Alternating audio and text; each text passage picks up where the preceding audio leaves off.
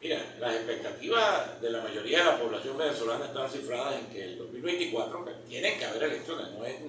Yo creo que el gobierno todos estos elementos los coloca para que la gente se entretenga con esa discusión de que si va a haber elecciones, si no va a haber elecciones.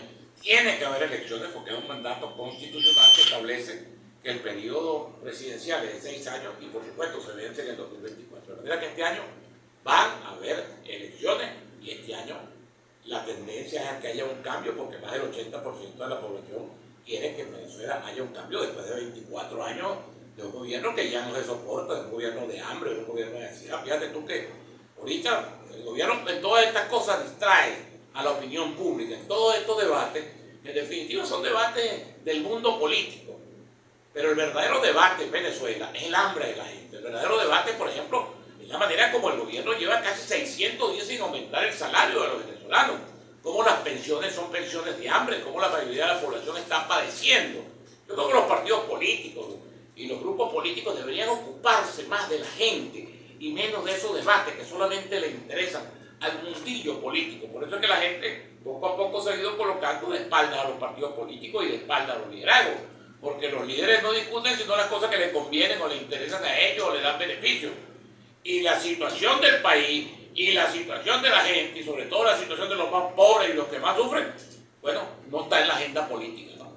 Hemos visto como un periodista internacional empezando el año y también algunos periodistas que vinieron a finales del 2023 hablaban del presidente, su candidatura, y hemos visto a Maduro, al presidente Nicolás Maduro como más calmado, ya no está, no, que sí que voy a luchar, lo vemos como que él está esperando que le digan, pero él no es la primera opción, supuestamente, lo dijo ante el mexicano, al principio creo que fue el 2 o el 3 que le hicieron la entrevista. Ese no es mexicano, ese es español francés, Ramonet, Ignacio Ramonet. Yo creo que todas estas cosas, mira, yo cuando venía esta mañana, porque ella estaba reflexionando sobre un libro que se escribió en el siglo VIII a.C. y que sigue teniendo vigencia. Es El arte de la guerra, de un chino llamado Sun Tzu, que parece mentira, sigue teniendo una vigencia como si lo hubieran escrito ayer. Ahí él habla de los mecanismos, digamos, de la confrontación, de la guerra, pero él dice que más importante que la guerra, como elemento de choque, es la manera como tú confundas al adversario, como lo desinformes. Es decir, cómo tú venzas al adversario sin pelearlo, sin necesidad de llevarlo al terreno de la confrontación directa. Bueno, el gobierno agota todas estas vías.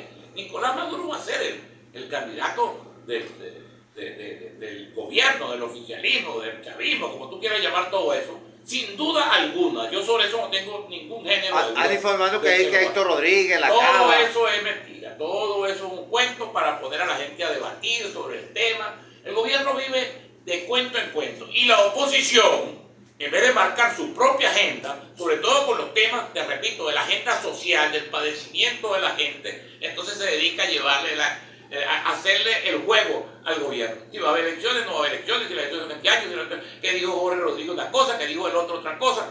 Eso lo hacen para desinformar, ese es un método, sobre todo el G2 cubano, que es el que los asesora a ellos y que es tan experto en todas estas cosas, bueno, tiende a confundir, porque es parte de eso que llaman la guerra cultural, que parece mentira, pero es mucho más seria que la propia guerra establecida en términos bélicos. La guerra cultural, la manera como a ti te influye en el cerebro colectivamente, es un mecanismo perverso que evidentemente logra, en el caso del gobierno, el objetivo, pues nos pone a discutir sobre la agenda de ellos. En vez de discutir eso, de cómo en Venezuela puede vivir una persona con $3 mensuales, que está muy por debajo del umbral de la miseria, de la pobreza extrema, entonces nos dedicamos que si va a ser Maduro, que si no va a ser Maduro, que si las elecciones son este año, que si son el año que viene, que si van a inhabilitar a María Corina, no van a inhabilitar a María Corina.